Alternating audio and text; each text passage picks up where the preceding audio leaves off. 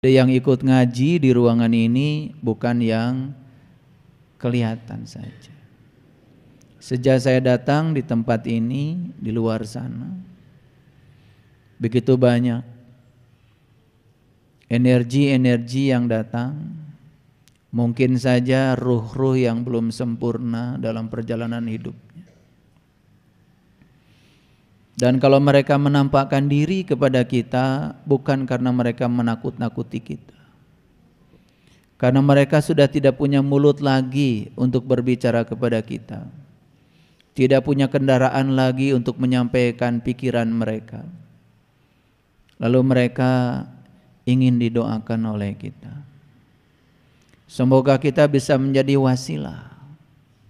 Sehingga jiwa-jiwa yang belum sempurna, yang masih ada di tempat ini, diberikan tubuh baru untuk melanjutkan perjalanan hidupnya, sehingga pada saatnya mereka bisa menyempurnakan diri, sehingga bisa pulang kembali memenuhi ayat innalillahi wa inna ilaihi raji'un. Innalillahi wa inna ilaihi raji'un artinya sesungguhnya kita berasal dari Allah dan akan dikembalikan kepada apa yang kita pertuhankan. Betul kita asalnya dari Allah, tetapi kita akan dikembalikan pada apa yang kita pertuhankan. Kalau kita menuhankan Allah, kembalinya kepada Allah. Tapi kalau kita menuhankan yang selain Allah, ya itulah tempat kembali kita. Banyak yang gagal paham memahami ayat ini karena dikiranya innalillahi wa inna ilaihi rajiun itu semacam doa untuk orang mati. Makanya kalau ada orang mati langsung otomatis innalillahi wa inna ilaihi rajiun. Dikiranya doa karena itu tulisan Arab. Kan asal Arab dianggap doa. Ada orang pidato Piala Dunia pun karena bahasa Arab semuanya bilang amin. Padahal itu pembukaan Piala Dunia. Pokoknya asal Arab dianggap suci. Asal Arab dianggap doa. Padahal Arab itu kan cuma bahasanya saja. Semoga kita hari ini sudah bisa menuhankan Allah. Oleh karena itu, satu-satunya jalan untuk bisa menuhankan Allah, ya kita harus tahu dan kenal kepada Allah. Bagaimana caranya kita tahu dan kenal kepada Allah? Ya kenali saja dirimu sendiri. Karena siapa yang kenal dirinya, maka dia akan kenal Tuhannya. Karena diri kita yang sejati adalah bagian dari dirinya Allah. Tidak ada sebenarnya diri kita itu tidak ada. Yang ada adalah ruhku yang Allah tiupkan ke dalam diri kita, bagian dari dirinya Allah. Maka siapa yang sudah kenal kepada ruhku itu yang ada dalam dirinya, sumber kehidupan, daya kehidupan, diri sejati kita, maka otomatis kita dapat mengenal siapa Tuhan kita. Pada kesempatan yang penuh berkah ini kita akan melanjutkan pelajaran kita. Hari ini saya akan memberikan pelajaran yang agak berat. Oleh karena itu mohon kesediaannya untuk benar-benar mengosongkan diri. Sekaligus juga waspada karena pendidikan itu bukan mengisi bejana. Tapi pendidikan itu adalah mengobarkan cahaya. Pengetahuan itu penting sebagai dasar kebenaran, tapi pengetahuan bukan satu-satunya yang harus kita miliki. Bukan satu-satunya. Karena ada 5 dasar kebenaran. Yang pertama pengetahuan, yang kedua cinta, yang ketiga keadilan, yang keempat pengabdian, dan yang kelima adalah kesabaran. Siapa yang sudah memiliki 5 dasar itu baru dikatakan telah memiliki peluang untuk memasuki kebenaran. Jadi pengetahuan itu hanya 1/5 saja dari kebenaran. Oleh karena itu pendidikan bukan mengisi bejana, tapi pendidikan yang sebenarnya adalah mengobarkan cahaya. Maka siapa yang sudah menemukan berkah hidup, maka dia sudah menemukan tujuan hidup. Dan siapa yang sudah membagikan berkah hidup pada orang banyak, pada semua makhluk, maka dia sudah mencapai arti hidup. Dua yang harus kita capai dalam hidup. Pertama tujuan hidup, yang kedua arti hidup. Oleh karena itu kita bersyukur hari ini kita diundang oleh semesta untuk berada di sini. Dan sebentar lagi semesta akan mengalirkan pengetahuan sejati kepada kita. Saya tidak tahu apa-apa, saya tidak bisa apa-apa, saya juga tidak punya apa-apa, saya juga bukan siapa-siapa. Subhanaka la ilma lana illa ma 'allamtana innaka antal alimul hakim. Saya hanya menyampaikan diri saya kepadanya, Maha suci Engkau ya Allah, sungguh aku enggak tahu apa-apa kecuali Engkau yang memberitahu. Semoga pengetahuan yang dialirkan dari semesta kepada kita hari ini bisa mengguncangkan diri kita, bisa mengkiamatkan diri kita, membangkitkan kesadaran kita di sini, saat ini, sekarang. Oleh karena itu mari kita puji Allah bersama-sama membaca hamdalah. Alhamdulillahi rabbil alamin. Mari kita sapa asmanya dengan kelembutan dan cinta. Semoga Allah membukakan pikiran kita, membukakan pintu kecerdasan kita, menghunjamkan getaran-getaran ilahinya ke dalam diri kita, meresonansikan jiwa kita, sehingga saat ini kita akan mengalami kiamat yang hakikat. Kita sapa asmanya dengan kelembutan dan cinta seraya membaca basmalah. Bismillahirrahmanirrahim. Baik.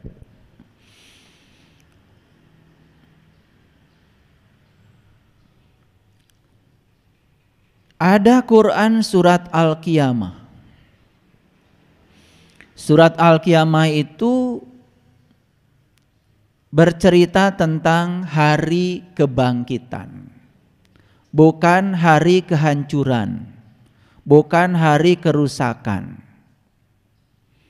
Karena kita ini sudah rusak pikiran kita selama ini.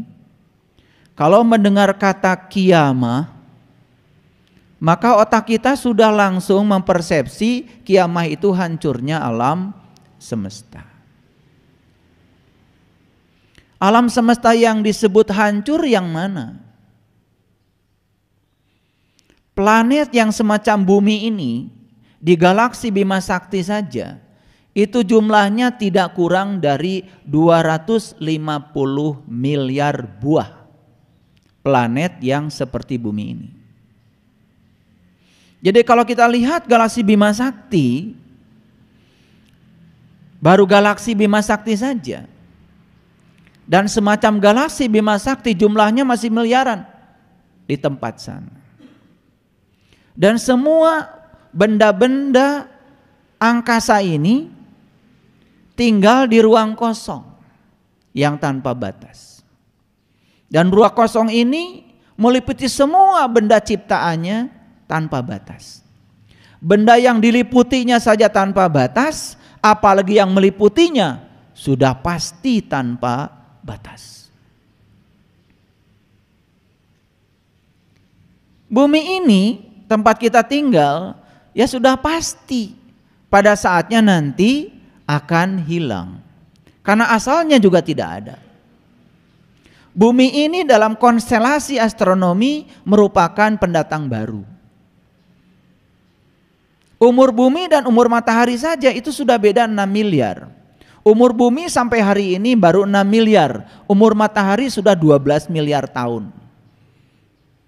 Jadi bumi yang kita tinggali sekarang ini pendatang baru. Dan sudah pasti dengan proses alam bumi ini akan tidak ada. Tetapi apakah ketika bumi yang kita tinggali ini tidak ada nanti akan mengganggu seluruh sistem astronomi yang begitu rumit dan tanpa batas? Tentu saja tidak. Kalau saya punya uang 1 triliun, ada orang yang datang kepada saya pinjam uang 50.000. Berapa sisa uang saya? Acungkan tangan. Siapa yang bisa menjawab? Saya punya uang 1 triliun, ada orang datang ke rumah saya pinjam uang 50.000. Berapa uang saya sekarang? Berapa? 1 triliun. Ngapain kalian hitung? Itulah otak kita. 50.000 dengan 1 triliun yang gak terasa. Saya lihat tadi ada yang ambil kalkulator. Mau apa? Kalau saya punya uang 1 triliun, dipinjam uang 50.000, berapa uang saya sekarang? Ya 1 triliun. Gak ada dampaknya 50.000 terhadap 1 triliun. Semesta yang tanpa batas ini, yang tanpa batas, kehilangan 1 planet yang namanya bumi. Berapa sisanya? Ya tanpa batas. Gitu cara ngitungnya. Biar pintar sedikit. Ya. Jadi sebetulnya cerita tentang kiamat ini sudah menjadi cerita yang salah kaprah. Padahal Nabi Muhammad di zamannya selalu mengatakan kiamat sudah dekat, kiamat sudah dekat, kiamat sudah dekat. Sekarang kita lihat secara etimologi, kiamat dari kata kiam. Kiam itu kan bangkit. Kiam itu kan berdiri. Justru kiamat itu bukan hancur, tapi kiamat itu bangkit. Jadi hari kiamat adalah hari kebangkitan. Apa yang harus dibangkitkan? Yang harus dibangkitkan itu adalah kesadaran kita. Asalnya tidak sadar, menjadi sadar. Syukur-syukur kalau bisa mencapai puncaknya kesadaran yang disebut dengan Sidra Al-Muntaha. Itulah kiamat. Dan siapa yang menentukan hari itu? Yang menentukan hari kiamat bukan Allah. Yang menentukan hari kiamat ya kalian sendiri. Mau kapan? Elingnya mau kapan? Bangkitnya mau kapan? Sadarnya mau kapan? Ya tentukan sendiri. Allah itu cuma mengikuti apa yang dimaui oleh kamu. Maka dalam diskusi Allah mengatakan aku, ya terserah kamu. Kamu mau selamat, aku kasih fasilitasnya. Kamu mau celaka, aku kasih fasilitasnya. Allah itu cuman katalisator, maka dia menyebut dirinya adalah Rob. Rob itu pemelihara. Rob itu keberadaan. Rob itu kehadiran. Kehadirannya sudah cukup membuat semua peristiwa terjadi. Itulah Allah. Jadi semua terserah kita. Mau jadi orang kere terserah kita. Mau jadi orang kaya terserah kita. Mau selamat nanti terserah kita. Mau celaka nanti terserah kita. Semua yang menentukan kehidupan kita adalah diri kita sendiri. Mau sehat ya terserah kamu. Mau sakit terserah kamu. Mau hidupnya penuh dengan kedamaian ya terserah kamu. Mau hidupnya penuh dengan keruwetan terserah kamu. Semua pilihan ada pada dirimu.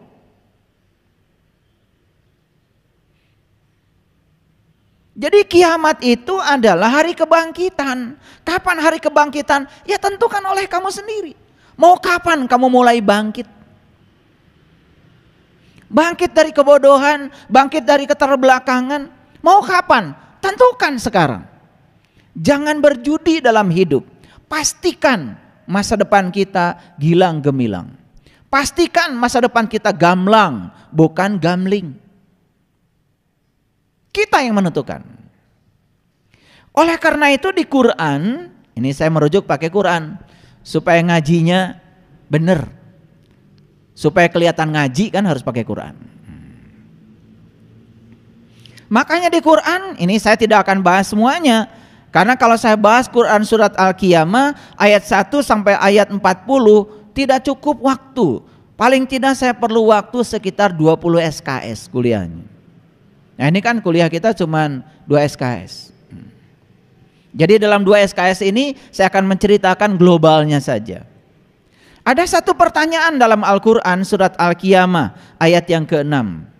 Yas'alu ayyana yaumal qiyamah. Kapan hari kiamat itu?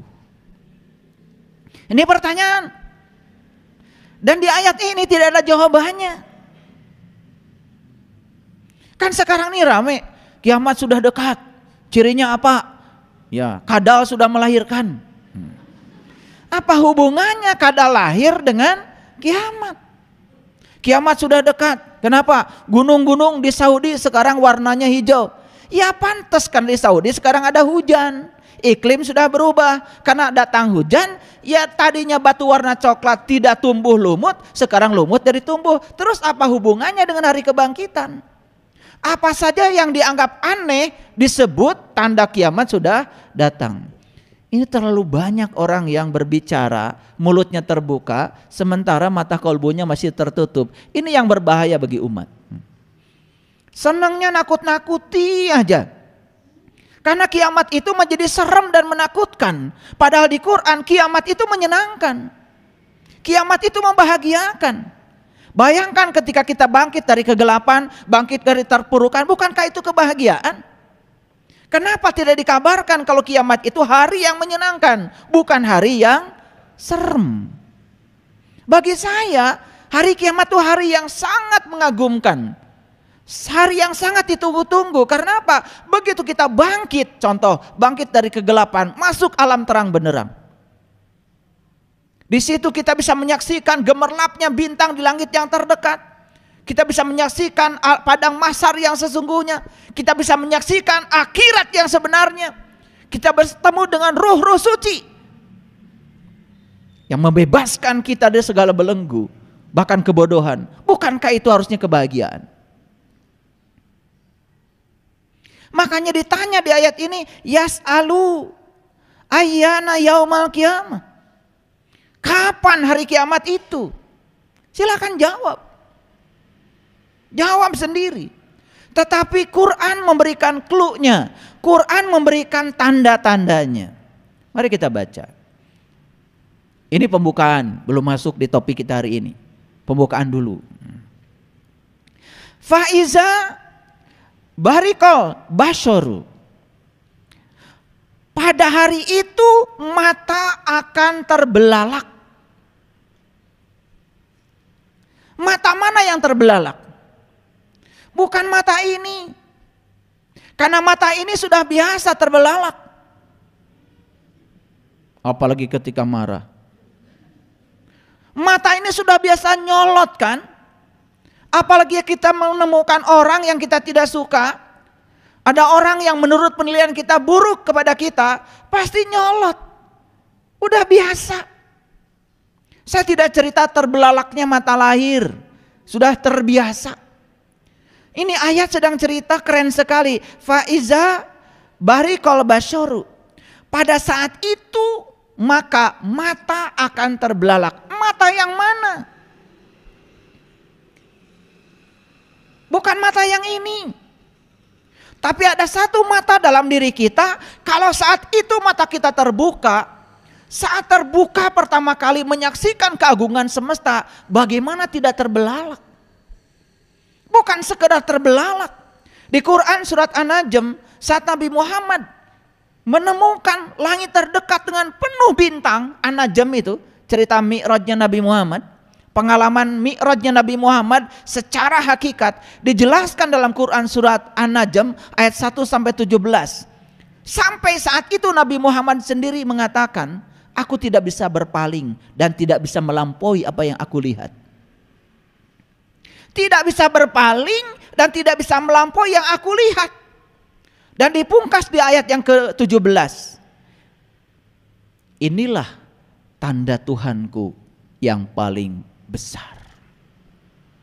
Karena saat itu Nabi Muhammad menyaksikan tanda Tuhannya yang paling besar. Apa tanda Tuhan yang paling besar? Ya Tuhan itu sendiri. Jadi itu cerita pertemuan. Kalian bertemu dengan orang yang dirindukan, bahagianya kayak apa? Sekarang kita bertemu dengan Dia yang mengurus, mengatur seluruh kehidupan kita. Masa tidak bahagia? Itu kiamat. Kiamat itu membahagiakan, ditunggu kehadirannya. Bahkan saya setiap saat bisa mengalami itu. Membahagiakan. Bahkan membebaskan kita dari kebodohan, membebaskan kita dari segala belenggu. Di ayat ini dikatakan faiza barikal basyaru. Basyar itu penglihatan. Bukan penglihatan lahir, penglihatan batinmu, penglihatan jiwamu. Dulu ketika kita ada di alam rahim, saat itu ditanya oleh Allah, alastu birabbikum? Apakah aku ini Tuhanmu? Saat itu kita bisa menjawab, qalu bala syahidna. Ya, aku menyaksikan. Kalian pernah menyaksikannya. Tetapi apa yang pernah kalian saksikan, kalian lupakan. Dan ketika menyaksikan kembali, itulah kiamat. Terbelalak matamu, kaget. Itu yang dikatakan di sini. Faiza barikol basyaru. Paham sampai di sini? Mau terbelalak matanya? Mau? Orang bodoh yang tidak mau. Wa man kana fi hatihi a'ma wa huwa fil akhirati a'ma wa adallu sabila. Barang siapa yang buta sekarang, maka akan buta nanti. Dan jalannya jadi sesat.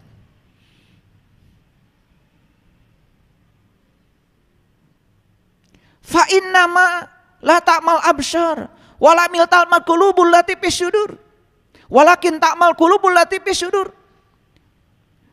Allah mengatakan yang buta bukan matamu yang itu. Fa innama la ta'mal absyar walakin ta'mal qulubul lati fi syudur. Yang buta adalah mata kesadaran.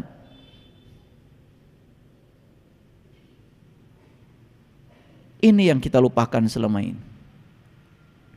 Bagaimana kita bisa membukakan mata kesadaran kita sehingga kita terbelalak?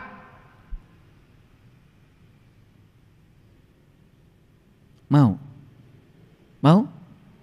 Ini bukan teori, ini bukti. Dan harus dibuktikan. Disitulah pentingnya kita punya guru.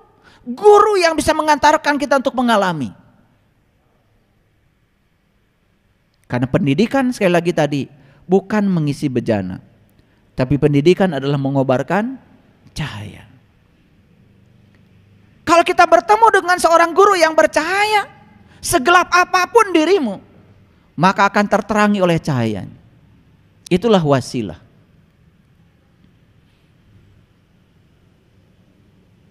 Baik, kita lanjutkan. Baru 2 ayat ya. Ini masih pembukaan. Sabar, ngajinya agak berat. Saya bilang hari ini ngaji agak berat, jadi harus sabar. Wa khasafal qamaru, dan apabila bulan telah hilang cahayanya. Lu malah bulan kehilangan cahayanya. Lihat saya semuanya. Tahu bulan? Bulan bercahaya apa tidak? Bulan itu tidak bercahaya. Ini belajar IPA-nya kurang bagus. Bulan itu hanya memantulkan cahaya matahari. Jadi cahaya yang datang ke bumi dari bulan itu hanya pantulan. Bulan itu bukan sumber cahaya. Bulan itu tidak punya cahaya.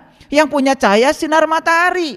Sinar matahari datang ke bulan dipantulkan ke bumi sehingga kita bisa melihat bulan seakan-akan bercahaya. Nah, di ayat ini dikatakan wa khasafal qamaru, apabila bulan telah kehilangan cahayanya. Kapan bulan kehilangan cahayanya? Kapan? Ya ketika matahari sumber cahayanya sudah tidak ada. Ini sedang cerita tentang kegelapan. Pertanyaan saya, bukankah kegelapan yang akan mengantarkan kita pada cahaya? Betul? Ulangi, kayaknya banyak yang belum mengerti ini. Yuk lihat saya. Apakah sekarang di langit sana ada bintang? Ada apa tidak ada? Ada yang bilang nggak ada. Ini SD-nya di mana sih? Bintang itu mau siang mau malam ya ada. Cuman kalau siang karena bintangnya bercahaya, siang juga cahaya. Saking bercahayanya nggak kelihatan tuh bintang. Begitu malam gelap, maka kita menyaksikan langit penuh dengan bintang. Karena syarat untuk melihat cahaya ya harus gelap. Ngerti ini? Pakai sains sedikit. Makanya kegelapan itu dengan cahaya tidak pernah berlawanan. Karena gelap itu mitranya cahaya. Karena syarat untuk melihat cahaya yang terang justru harus gelap. Kalau saya pakai jas biru, kemeja saya biru sama dengan jasnya. Kan kata orang Sunda, ngabelegbeg. Betul? Iya. Ngabelegbeg itu ngerti ya? Saya juga nggak ngerti bahasa Indonesianya apa. Makanya saya sengaja pakai jas warna biru, bajunya terang supaya tidak ngabelegbeg. Kan gitu. Karena syarat untuk bisa melihat ini jelas, ini harus kontras. Jadi jangan lupa, sebetulnya bisa jadi keburukanlah yang melahirkan kebaikan. Bisa jadi kekacauan yang melahirkan perdamaian. Bisa jadi penjajahan yang melahirkan kemerdekaan. Betul? Bisa jadi gelap itulah yang melahirkan terang. Makanya kiamat itu ditandai oleh kegelapan dulu. Gelap dulu.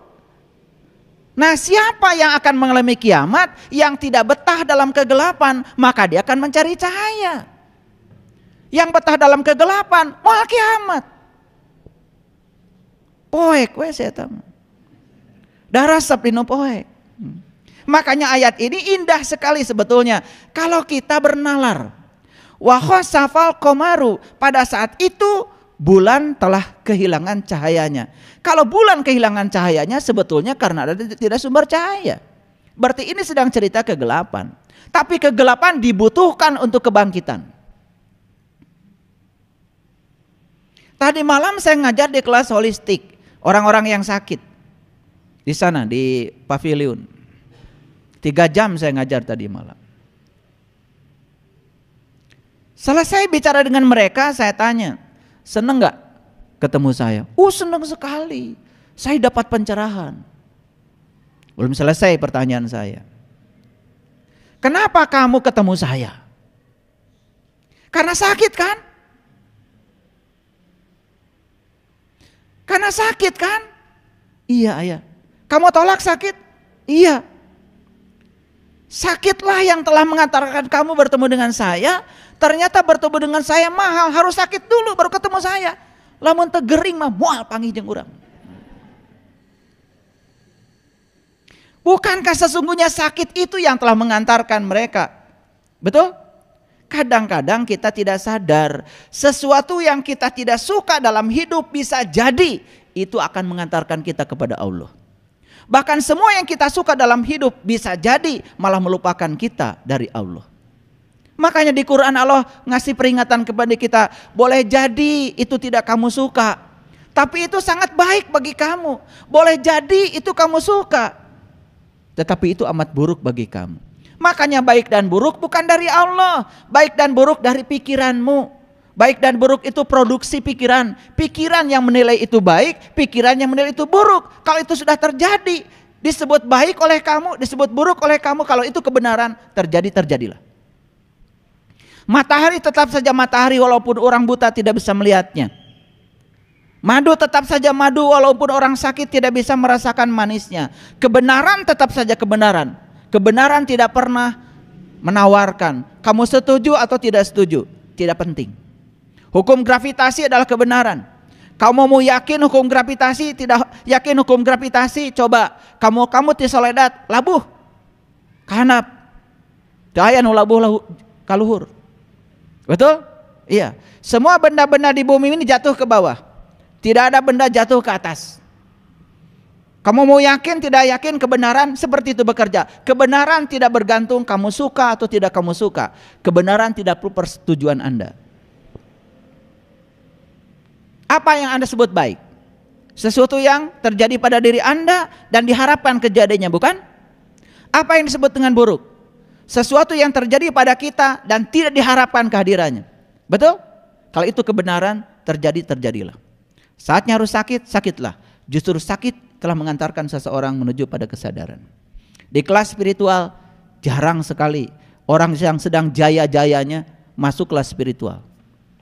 Di kelas seperti ini nunggu pensiun dulu, geus sagala teu boga, kakara ngaji.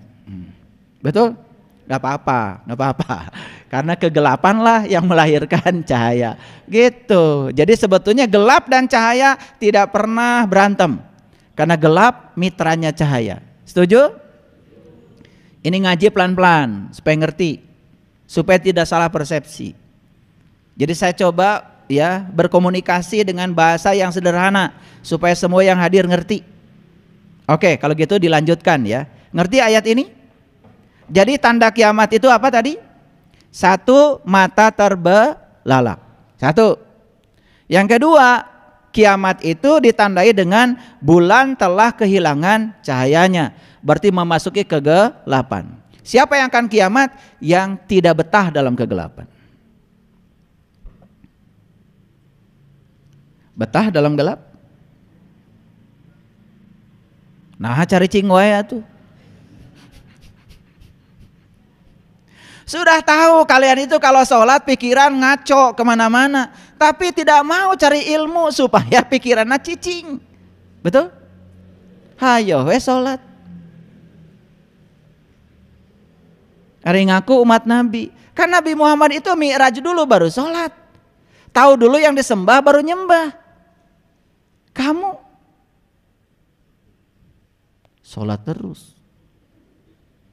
Sedangkan syarat sahnya ingat kan harus tahu yang diingat. Bagaimana kamu bisa ingat kepada Allah kalau kamu belum tahu? Kan sholat itu mengingat Allah, bukan? Aqimi sholata li zikri. Makanya nyunah ikuti sunahnya Nabi. Sunahnya Nabi yang paling utama itu cuma 1. Itu dijelaskan dalam Quran. Laqad kana lakum fi Rasulillah uswatun hasanah. Sesungguhnya bagi kalian semua pada diri para rasul, para utusan itu ada uswatun hasanah. Jangan sampai situ ngajinya. Uswatun hasanah tentang apa?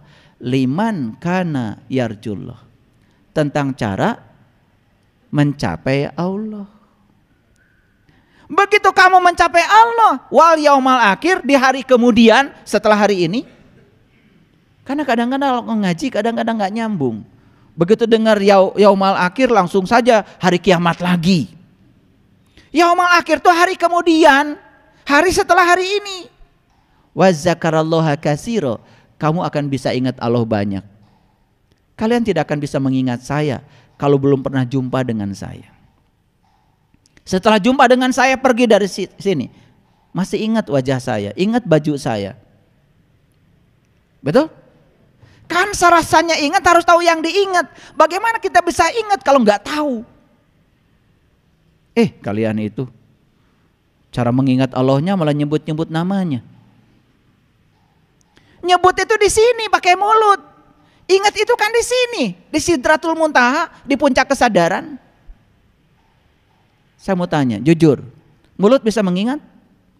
Gak bisa. Mulut itu hanya bisa menyebut. Jadi kalau kalian bilang subhanallah, alhamdulillah, la ilaha illallah, Allahu akbar, itu bukan zikir, itu wirid. Menyebutkan nama Tuhan.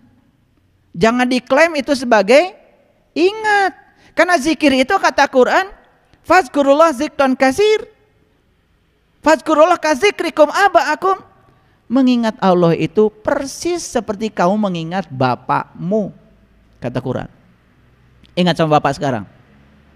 Ingat sama bapak sekarang.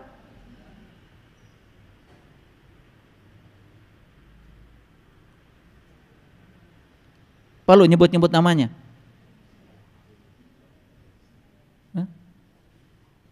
Perlu nyebut-nyebut namanya? Kan nggak perlu. Ya ingat aja. Tapi yang bisa mengingat bapakmu cuman yang sudah ketemu bapakmu. Loh saya belum ketemu, nggak bisa ingat. Jangan paksa saya untuk ingat. Bapak saya namanya Yunus. Tolong ya diingat-ingat. Kemudian saya ambil tasbih. Yunus. Ya nggak akan bisa ingat sebelum saya ketemu. Betul nggak? Sesederhana itu sebetulnya kalau kita mau cerdas. Makanya cerdas sedikit aja dulu cerdasnya, jangan banyak-banyak. Biar kita keluar dari kegelapan. Karena saya katakan tadi yang bisa keluar dari kegelapan hanya mereka yang sadar kalau dia sedang dalam kegelapan. Yang tidak sadar dia di tempat gelap mual neangan cahaya. Yuk kita masuk lorong. Karena kita tahu di ujung lorong itu ada cahaya, maka kita yakin selesai lorong ini pasti ada cahaya. Betul? Gitu.